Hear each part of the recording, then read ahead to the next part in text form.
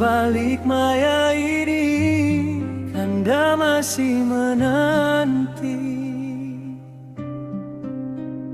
Dinda. Kita bertemu tanpa pernah bersua, hanya kata jadi jendela. Namun hati Kanda mula percaya ada cinta di hujung dunia. Setiap malam Dinda hantar senyuman, walau jauh tetap terasa dekat. Suara Dinda hidup di ruang angan, membelai sunyi yang kian pekat.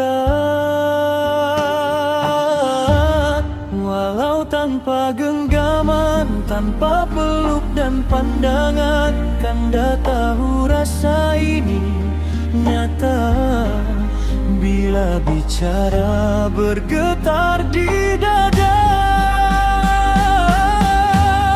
Dinda kekasih di alam maya, hadir Dinda mengisi jiwa.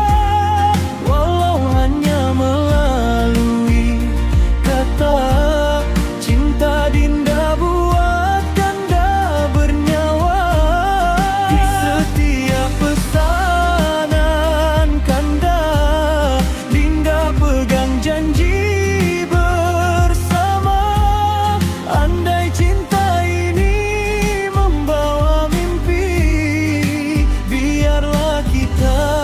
Kekal abadi.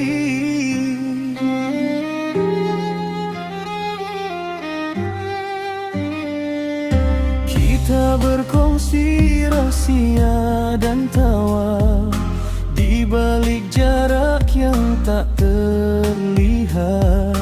Kanda tetap menanti hadirmu Dinda, walaupun di hujung jalan yang sesat. Kadang hati ini sering bertanya, bila waktunya kita bersua. Namun di setiap detik yang ada, Kanda tetap memilihmu Dinda.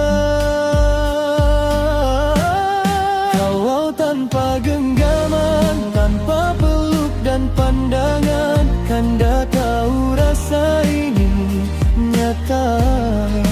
Bila bicara bergetar di dada, Dinda kekasih di alam maya, hadir Dinda mengisi jiwa. Walau hanya melalui bicara cinta, Dinda buat Kanda bernyawa. Di setiap pesanan Kanda, Dinda pegang janji bersama. Andai cinta ini membawa mimpi, biarlah kita kekal abadi. Andai nanti masa membawa kita ke dunia yang sama, Kanda ingin Dinda tahu, Kanda tak pernah berpura. Walau jarak memisahkan kita, Kanda simpan semua cerita. Kerana Dinda,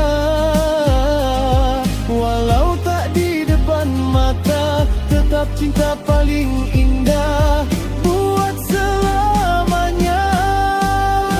Kekasih di alam maya, walau jauh tetap sempurna. Biar dunia tak mengerti rasa, hati Kanda tetap memilih Dinda selamanya. Setiap pesanan ringkas Dinda